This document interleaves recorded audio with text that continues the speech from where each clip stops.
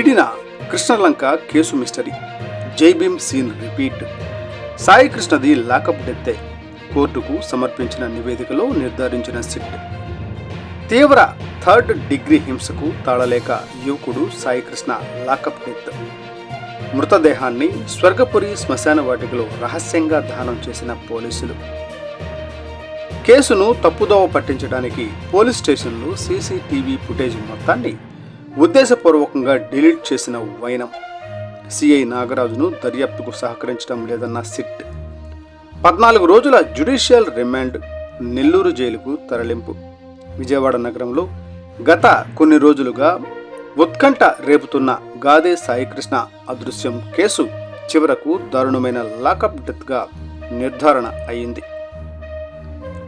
ఈ కేసులో ప్రధాన నిందితుడిగా ఉన్న Krishnalanka suspended circle inspector SSV నాగరాజును సిట్ అధికారులు మంగళవారం అరెస్టు చేయగా బుధవారం ఉదయం విజయవాడ కోర్టులో హాజరుపరిచారు. విచారణ జరిపిన న్యాయస్థానం నిందితుడికి 14 రోజుల పాటు జ్యుడిషియల్ రిమాండ్ విధిస్తూ ఉత్తర్వులు జారీ చేయడంతో పోలీసులు అతనిని నెల్లూరు జైలుకు తరలించారు. సిట్ కోర్టుకు సమర్పించిన రిమాండ్ రిపోర్టులో జై భీమ్ సినిమా తరహాలోనే గుండె తరుక్కుపోయే నిజాలను వెల్లడించింది. సాయికృష్ణ అనే యువకుడిని పోలీసులు నిర్బంధించి స్టేషన్లో అత్యంత అమానవీయంగా థర్డ్ డిగ్రీ ఉపయోగించి చిత్రహింసలు పెట్టారు. పోలీసుల దెబ్బలకు తాళలేక సాయికృష్ణ స్టేషన్ లోపలే కన్ను మూశాడు. ఈ ఘోరాన్ని కప్పిపుచ్చేందుకు అప్పటి సిఐ నాగరాజు హాలీవుడ్ విలన్ తరహాలో ప్లాన్ చేశాడు. స్టేషన్లో తాము చేసిన నిర్వాకం ఎవరికీ తెలియకుండా ఉండేందుకు పిఎస్లోని సీసీటీవీ ఫుటేజ్ మొత్తాన్ని పూర్తిగా డిలీట్ చేయించాడు. అనంతరం మృతదేహాన్ని ఎవరికీ అనుమానం రాకుండా సిటీలోని స్వర్గపురి శ్మశాన వాటికకు తరలించి రికార్డులను సైతం తారుమారు చేసి అనాథ శవంగా రహస్యంగా దహనం చేయించారు.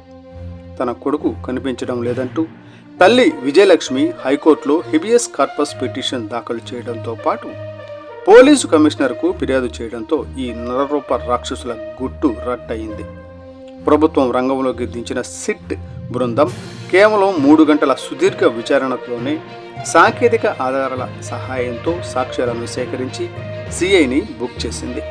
ఈ ఘటన కాకి యూనిఫామ్లో దాగున్న క్రూరత్వాన్ని బయటపెట్టడమే కాకుండా బాధితుడి కుటుంబానికి జరిగిన తీరని అన్యాయం స్థానికుల కళ్లల్లో నీళ్లు తెప్పిస్తోంది.